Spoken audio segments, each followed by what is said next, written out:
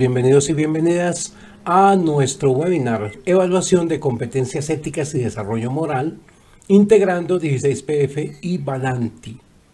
Hoy voy a compartir con ustedes, con muchísimo gusto, 5 indicadores de desarrollo moral en el 16PF, es decir, por qué las personas son capaces de tomar decisiones éticas, qué es lo que hace que una persona pueda tomar decisiones éticas y cómo el test de valores Valanti puede ayudarnos a diferenciar delincuentes y honestos. Y eso basado en perfiles que he investigado aplicando la prueba a delincuentes y aplicando a personas honestas, las dos pruebas. Por tanto, quiero compartir no un modelo teórico solamente, sino los resultados de una investigación comparando delincuentes y personas honestas. Eso nos ayuda a comprender cómo el reto de seleccionar y el reto de conocer el modelo moral de la gente está a nuestro alcance. Es decir, podemos desde un conocimiento del perfil de personalidad tomar decisiones sobre cómo funciona la persona en una organización. Y si podemos entregarle las llaves de la empresa a una persona, si podemos confiar en esa persona y esa persona va a tener una calidad moral.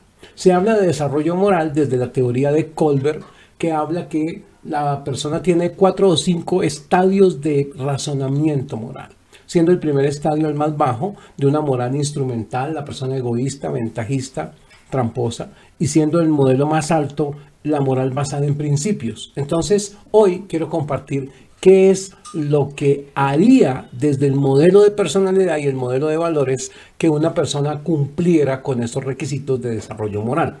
¿Cómo hemos investigado para definir que hay perfiles de personalidad que nos ayudan a sostener esta teoría? En otras palabras, vamos a hablar de cómo el modelo de la personalidad, el modelo del 16PF, que es un cuestionario de personalidad, nos ayuda a comprender estas diferencias desde un punto de vista científico. Entonces, lo que quiero en esta conferencia de aproximadamente 45 minutos, una hora, es que conozcamos el modelo integrado de calificación para evaluar competencias éticas y desarrollo moral e introducir mi seminario taller Interpretación y Uso Práctico de 16PF y Valanti en selección, orientación y asesoría online, de manera que se pueden inscribir desde Colombia, Venezuela, Bolivia, cualquier país. Manos a la obra, quiero empezar compartiendo algo sobre el modelo general de perfil de personalidad.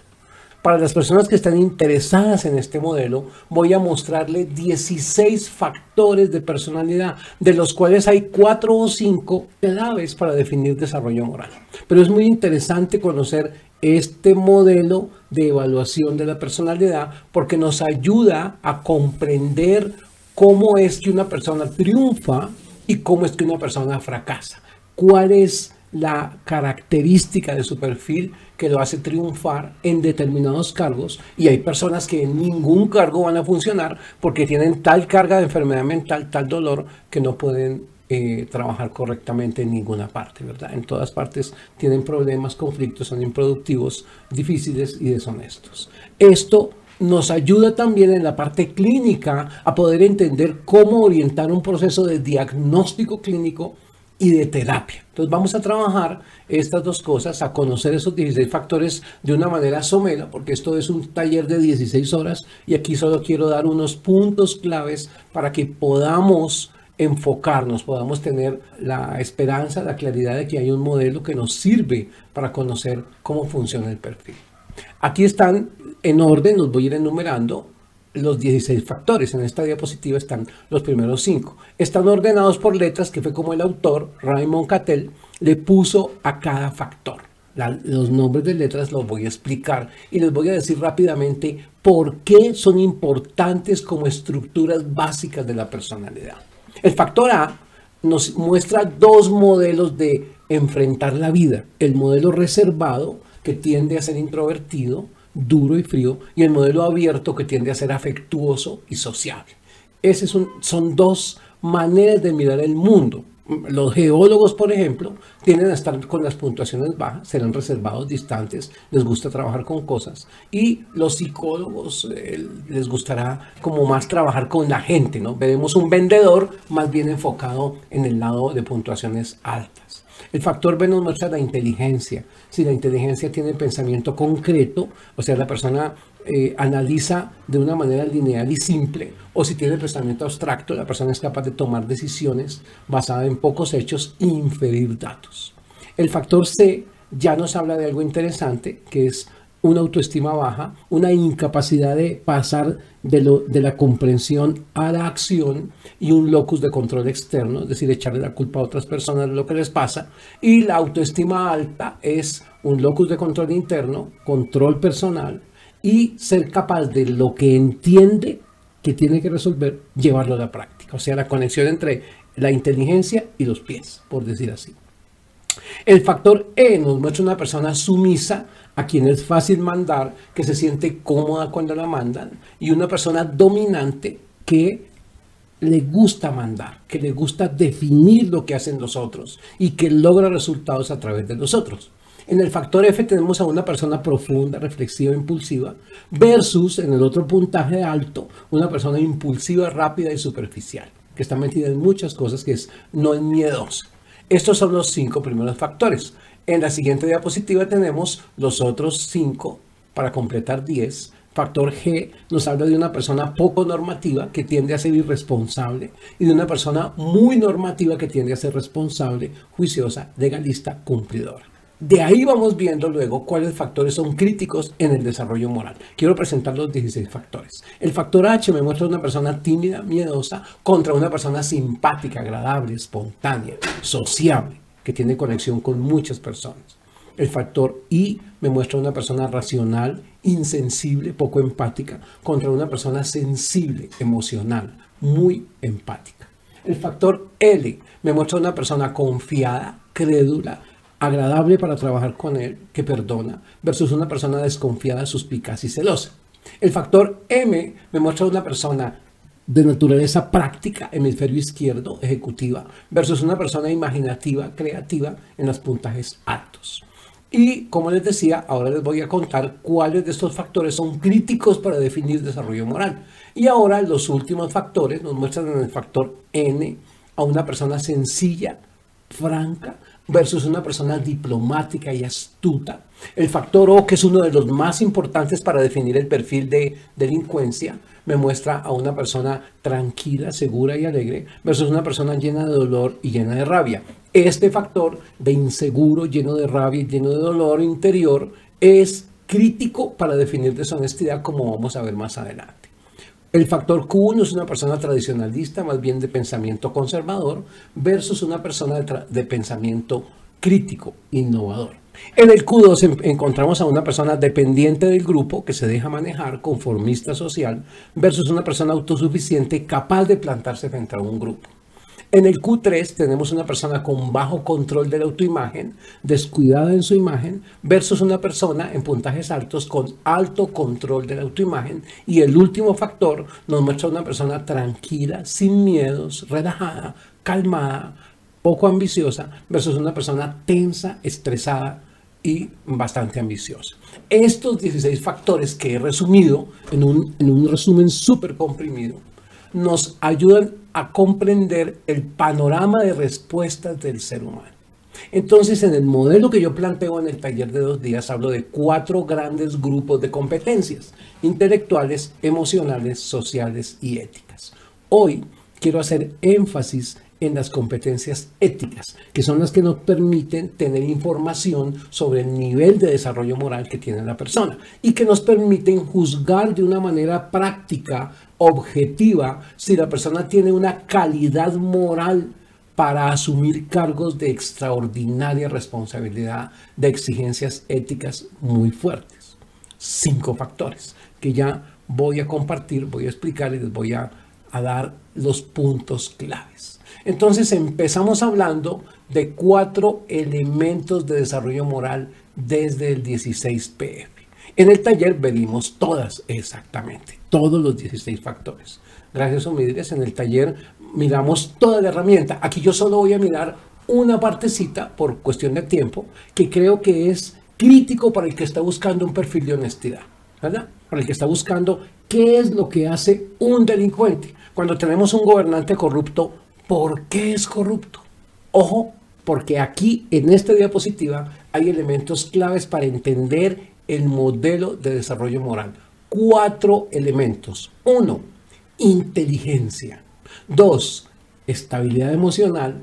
3, normatividad. Y 4, una emocionalidad sana.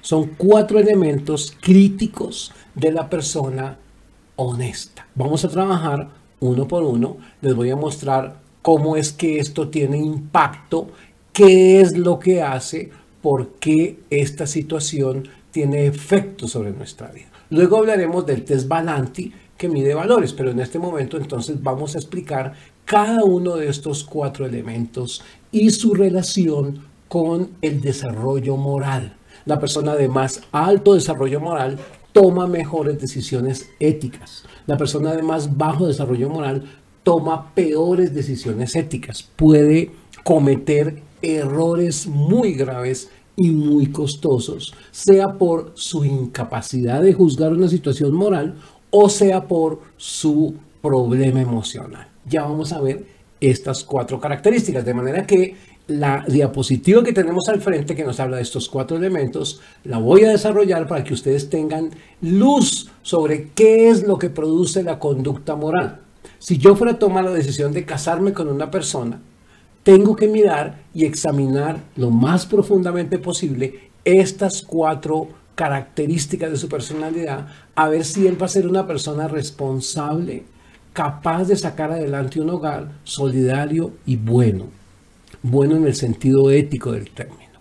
Entonces, ¿qué hace que alguien cometa errores éticos? 1, la persona de baja inteligencia tiene más tendencia a cometer errores éticos, aunque una persona de inteligencia alta podría cometer también errores éticos si están mal los otros 3 elementos del desarrollo moral.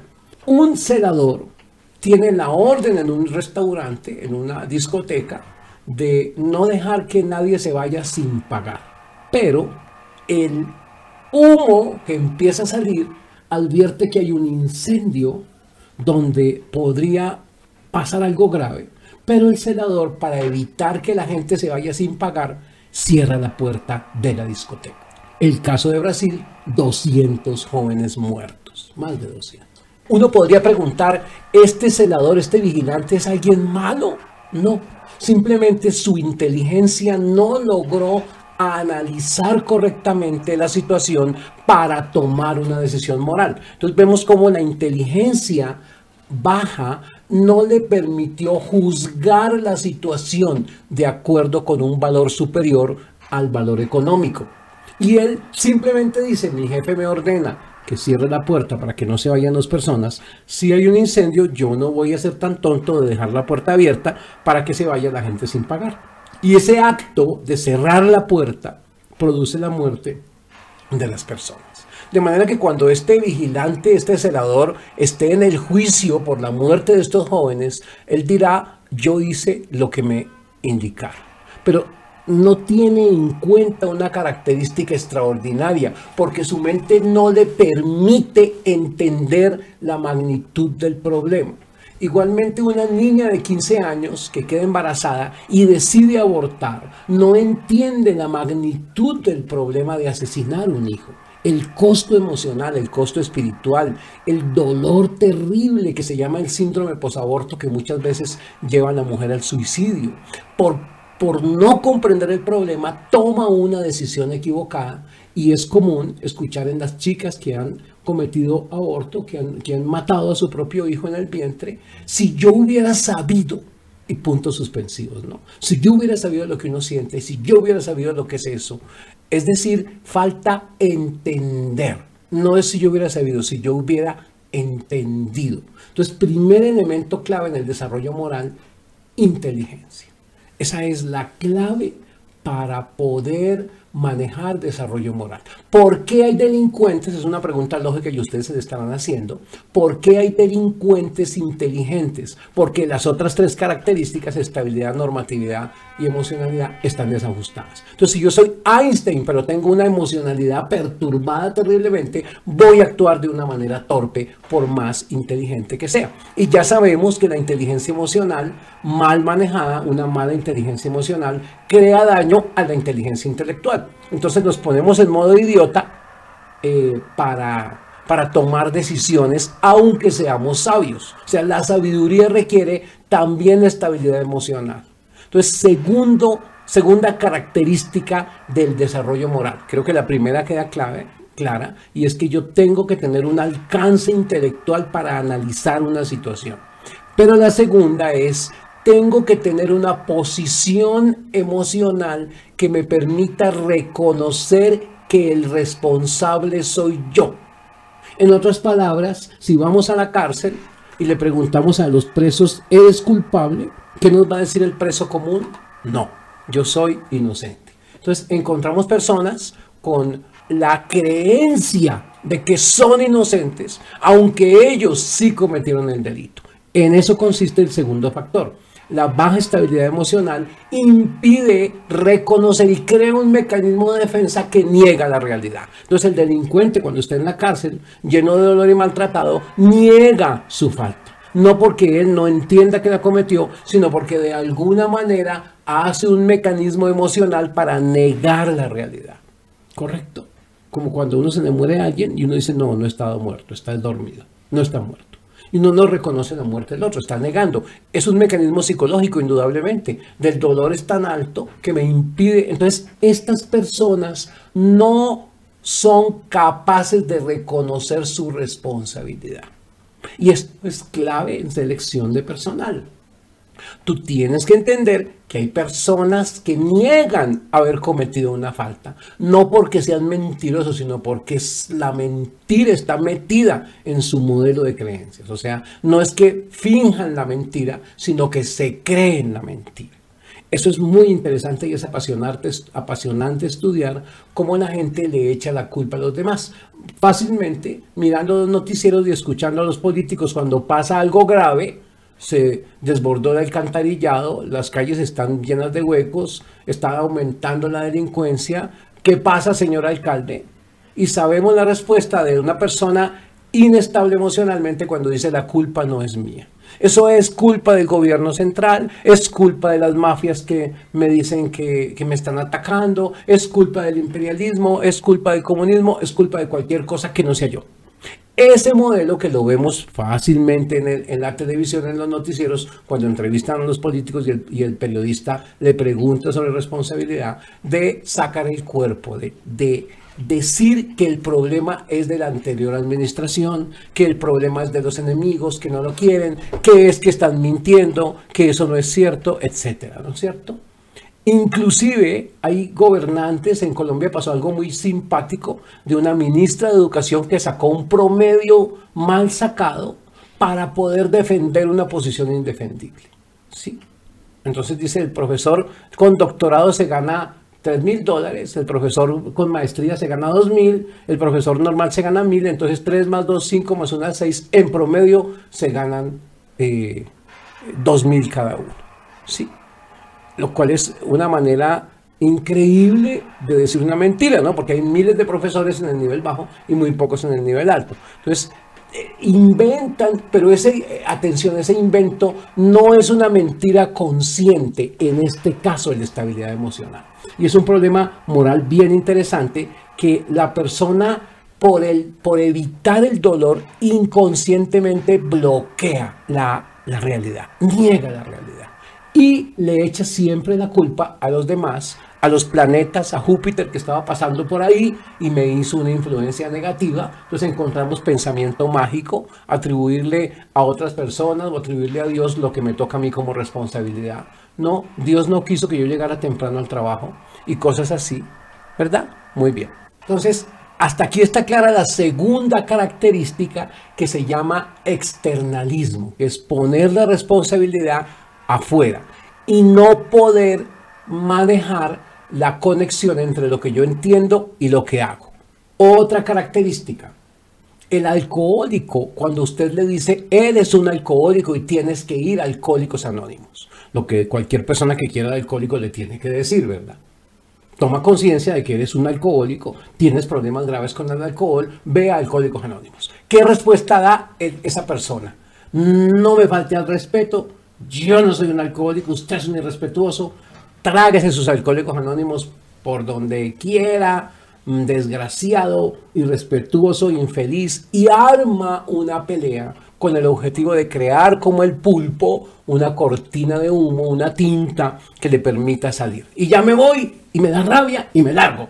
Y se van con un portazo, y se ponen bravos con las personas que los llevan a la conciencia. Esta es la segunda característica que vamos a analizar ya mucho más profundamente en el taller de 16 horas sobre la persona inestable. Tercera característica clave, de manera que si usted está soltera o soltero y quiere conseguir su respectivo novio o novia, analice bien estos factores. ¿A quién le echa la culpa? Y mi amor, llegué tarde porque imagínate, se me pinchó una llanta del carro, una goma, se me dañó, no es culpa mía. Eso es un mal síntoma. Bueno, tercera característica, el desapego a las normas. Una persona con alto desarrollo moral es apegada a las normas. Fácilmente cumple la norma. En el delincuente encontramos nítidamente la necesidad, la tendencia imposible de frenar, de incumplir la norma. Aunque sea jugando, el delincuente es tramposo. O sea, él quiere, necesita no cumplir la norma. Cuando en la prueba de valores le preguntamos qué es más importante, si hacer daño o cumplir la ley, inclusive escogen hacer daño, ¿no? Con tal de escoger no cumplir la ley, ¿correcto? O sea, cuando los pongo a escoger qué es peor, incumplir la ley o hacer daño, escogen, es mejor hacer daño y es peor cumplir la ley. El delincuente tiene este factor de normatividad muy bajo, de manera que tercera característica que nos ayuda a entender. Primera característica, baja capacidad de inteligencia. Segunda característica, negación de los errores, negación de la realidad. Y tercera característica, desconocimiento de la ley y de las normas. No les gusta la ley, se sienten incómodos con la ley y con las normas. Entonces, cuando alguien pone una norma, en vez de decir qué maravilla, hay la queja o el rechazo. Algo tan sencillo. Estoy subiendo al metro y está la policía revisando las carteras para que no haya armas ni bombas. Y el delincuente dice, ¿cómo molestan? ¿Para qué esto? ¡Qué idiota! Y la persona normativa dice, uy, gracias señor, gracias, gracias. Le agradece el que está trabajando buscando porque sabe que es para su bien, ¿no es cierto? Cuando en el aeropuerto a uno le revisan con rayos X todo, uno se siente feliz, dice, Dios mío, gracias, que estos señores hagan su trabajo con mucha normatividad, ¿verdad? Todos nos sentimos felices de que cumplieron el trabajo. Es interesante entender entonces que la posición desde el perfil de personalidad no es una cosa de opiniones, es algo estructural. No quiero cumplir la norma, no quiero seguir la ley. Y hay un desprecio por la ley y un desprecio por las normas. Tercera característica de la persona con bajo desarrollo moral. Y la cuarta característica, no la desprecien porque es la más poderosa para generar delincuentes, dificultades profundas en el área emocional. El componente de emociones dañadas, heridas profundas de la infancia, rabia interior, estrés, sufrimiento interior, tiene un peso altísimo en el análisis estadístico sobre por qué una persona es delincuente. En algunos perfiles es el factor nítido que diferencia delincuentes de honestos. De manera que este cuarto factor tiene que ver con heridas emocionales en la infancia que repercuten en la vida adulta de una manera tremenda. En el 16PF tenemos dos factores que miden eso, que son el Q4 y el O. La persona tranquila y sana tendrá los puntajes bajos, Q4 menos y O menos. La persona intranquila y tendiente a la deshonestidad desde lo emocional tendrá estos factores altos. Ninguno de estos factores por sí solo produce errores graves. Accidentalmente sí, pero la conjunción, la unión de estos 4 elementos son los que me van a generar una persona deshonesta. Si tengo 3, es posible. Por ejemplo, y quiero compartir, una persona muy inteligente pero inestable emocionalmente, como muchos políticos que dicen la culpa no es mía, que rechaza las normas, como por ejemplo le imponen una sanción y él hace todo lo posible por evitar la sanción, por combatirla, aún cosas truculentas, y lleno de problemas emocionales, iracundo, lleno de dolor, puede cometer errores morales. O sea, puede ser muy inteligente, pero con las otras 3 características puede crear problemas graves. Otro que encontramos, solo siendo de baja normatividad, la persona puede cometer errores que pueden, por ejemplo, costar una vida. Muchos accidentes se producen simplemente porque un trabajador descuida una norma, es descuidado, es poco normativo, no le importan las normas porque él ya tiene mucha experiencia, entonces las descuida y eso puede llevar a un accidente fatal. De manera que estos 4 elementos nos ayudan a discernir. Cuando alguien tiene 3 elementos de estos, ya podemos sospechar que hay un problema grave.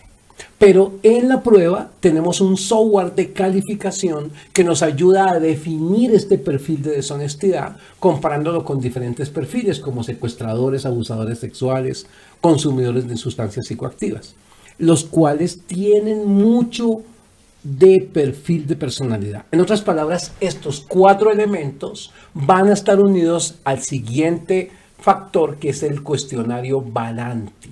Valanti es un cuestionario que construí ya hace más de 10 años, que es la herramienta para medir valores más usada en Colombia.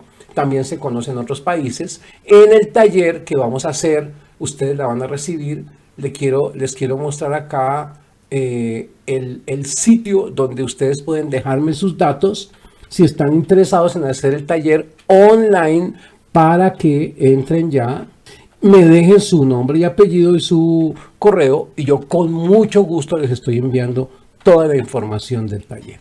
Aquí está el link, acaba de salir ahí en su chat. Si ustedes hacen clic sobre ese link, ahí aparece el formulario. Déjenme ahí por favor sus datos. Antes de continuar con el resto de la conferencia, les voy a pedir el favor de que paren un segundo y me dejen los datos. Y ahí les voy a indicar el valor en dólares para las personas que no están en Colombia y el valor en pesos colombianos. Entonces lo vamos a indicar y tenemos posibilidad de pagar a través de tarjeta de crédito o a través de transferencia bancaria. Toda la información está ahí. Por el momento, déjenme, les comparto qué pasa con el cuestionario Valanti.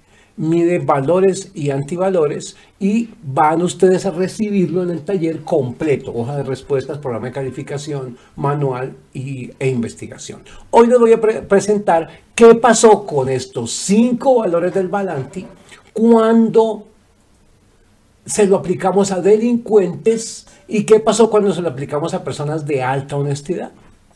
¿Cuáles fueron los factores que definieron la diferencia entre delincuentes y honestos usando estos 5 valores? Entonces, lo primero que les voy a decir es que Valanti tiene 5 valores básicos, 5 escalas: verdad, rectitud, paz, amor y no violencia. Verdad tiene que ver con valores de tipo intelectual. Por ejemplo, si yo voy a una universidad, saldrá valores intelectuales. Andrés me pregunta, disculpen la interrupción, si la herramienta 16PF es diferente a la del 2011. Andrés, esta es integrada. Yo no sé si tú alcanzaste a tener la herramienta integrada de calificación 16PF Valanti, que en un solo programa califica las dos y las integra en un informe sobre desarrollo moral.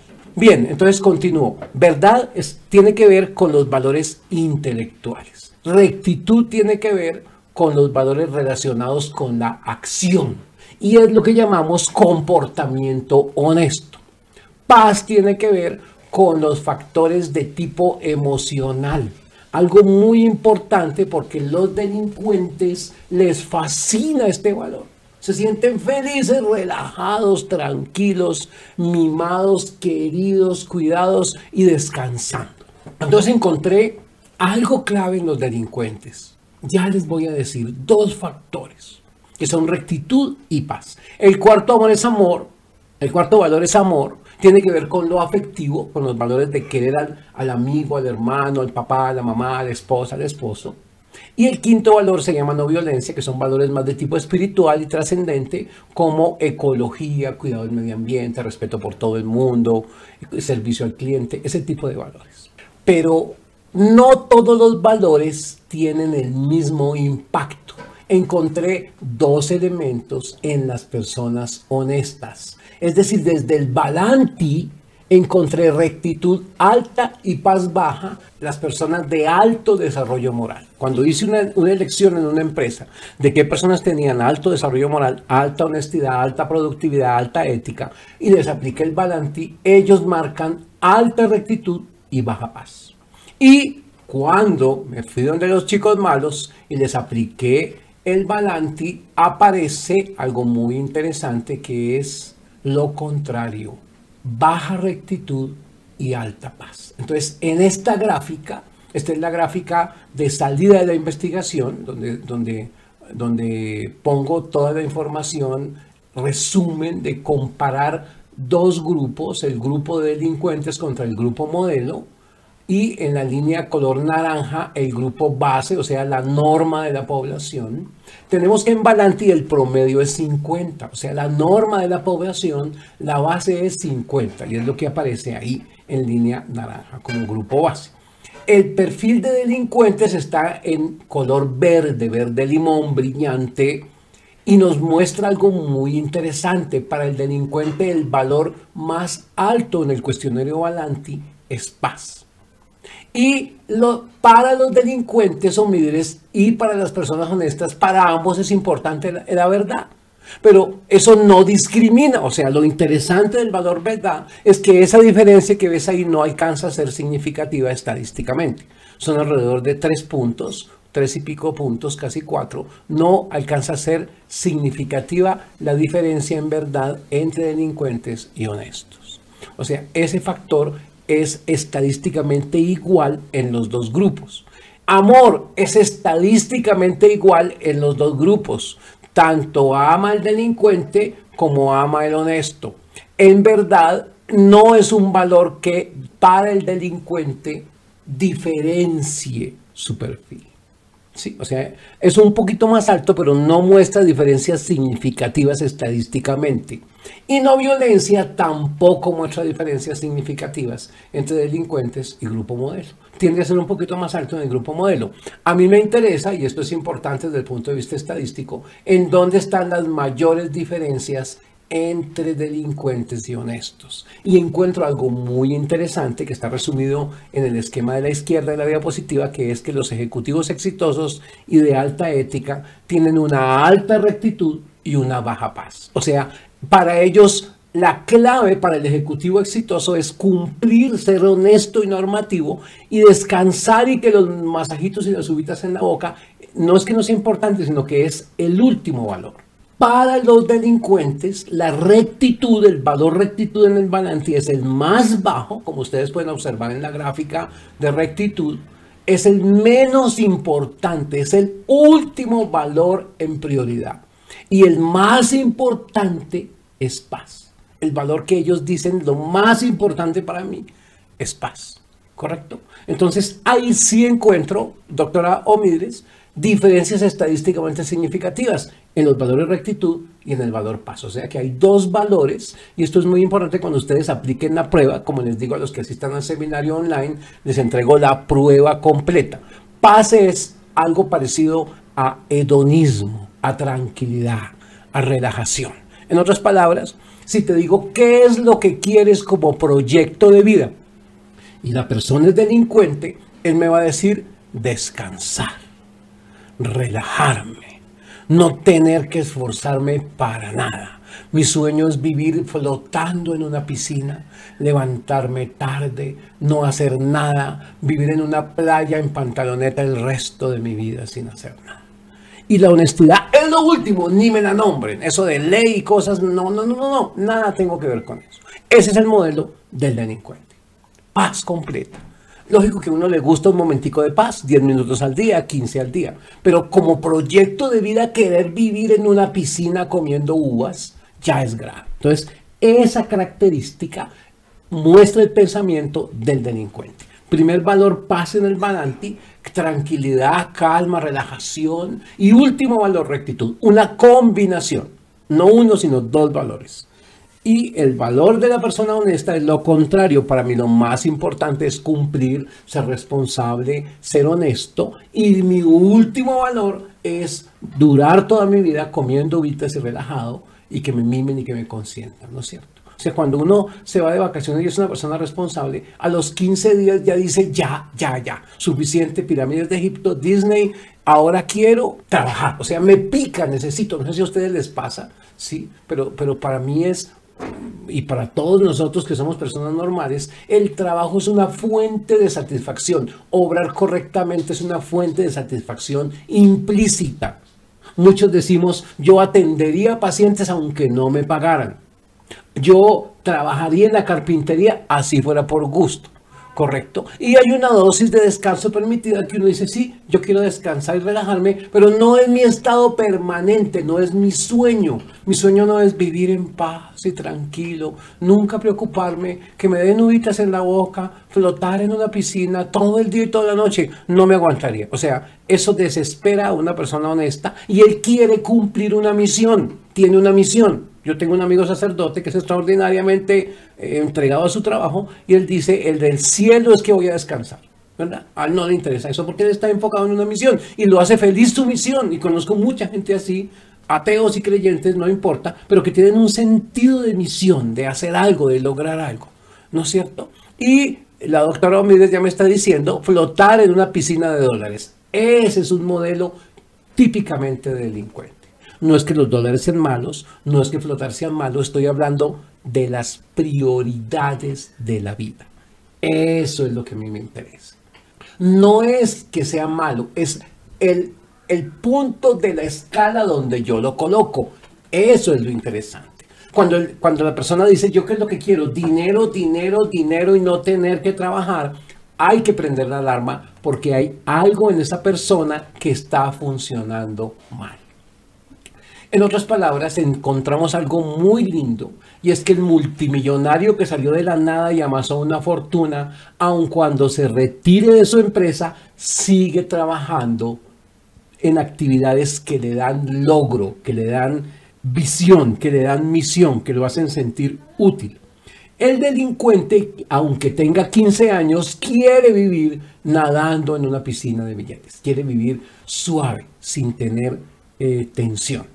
Cuando vamos a visitar a la cárcel, encontramos esas dos situaciones, el que se está mirando televisión todo el día, rascándose la barriga, y el que está trabajando en algo dentro de la cárcel, ¿no es cierto? Es muy interesante este modelo, paz, rectitud, ¿vale? Entonces, esto es el resultado de investigación, solamente dos factores significativos, rectitud y paz en Balanti. Pero entonces viene algo muy interesante, y es que a mí se me ocurre combinar estos dos modelos. Aquí hay otra investigación, pero aquí es donde quiero mostrar el modelo de combinación de los dos factores. Yo le pido al computador, haciendo un modelo estadístico que se llama análisis discriminante, que me diga el peso que tienen cada uno de estos elementos, de los 16 factores del 16PF y de los 5 factores del Balanti, cuánto pesan para definir honestidad. En otras palabras, ¿qué impacto tienen para definir si la persona es delincuente o si es honesta? Esto lo llaman los estadísticos la correlación con la función discriminante. Aquí simplemente yo les voy a hablar de el peso que tiene cada factor. Entonces, tomo en orden de impacto los factores del 16PF y del Balanti. Aquí están entreverados en la cantidad de impacto que tienen para resolver la pregunta qué persona pertenece al grupo de los honestos y qué persona pertenece al grupo de los delincuentes. Esto es la salida del programa SPSS en el modelo análisis discriminante, buscar nivel de correlación de cada una de las variables con la función discriminante, para los que les gusta la estadística y son motivados por la investigación. Entonces, el primer factor se llama normatividad. Ya lo habíamos hablado, por eso me refiero a él. O sea, mi conferencia se basa en este descubrimiento, en esta gráfica. Primer factor, normatividad, que es qué tanto apego tengo yo a la norma. O sea, aquí vamos a hablar del perfil del honesto. Y por exclusión, el negativo es el perfil del deshonesto. Pero aquí quiero hablar de qué sería una persona honesta. Primero, es una persona normativa que valora cumplir. Segundo, es una persona inteligente. Tercero, es una persona calmada, con bajo nivel de estrés, con pocos miedos, con muy pocos miedos. Un 4. Cuarto factor, tiene un alto puntaje de rectitud en Balanti. Quinto factor, tiene un bajo puntaje de paz en Balanti. Sexto factor, es una persona simpática, espontánea y sociable. Séptimo factor, tiene bajo dolor emocional, o sea que es una persona sana emocionalmente y es una persona afectiva hacia los demás y con una buena capacidad de autoestima y posición internalista. Reconoce los errores. Hasta aquí, esas serían las 9 variables más significativas. De ahí para abajo ya hay un salto y el puntaje es más bajo, de correlación de 0.3, por tanto ya es menos significativo. Entonces quiero enfocarme en esas 9 variables. Hasta ahí tengo las de más peso. Yo podría seguir hablando, pero ya baja la significación, ya no son tan pesadas, tan definitivas. ¿Cómo poner esto en práctica? ¿Cómo llevarlo a la selección exitosa por competencias? ¿Cómo conocer el perfil ético de un candidato para selección en una empresa? Aquí está el programa que yo he creado en donde se introducen los 187 ítems de la prueba de personalidad, se introducen las 30 variables del Balanti, los datos, las respuestas del Balanti y automáticamente va a salir todo el modelo de análisis ético de las características de personalidad y vamos a lograr conocer el perfil de 5 grandes tipos de personalidad desajustada. Vamos a conocer el ajuste de delincuentes comunes, es decir, qué tanto la persona que presenta el test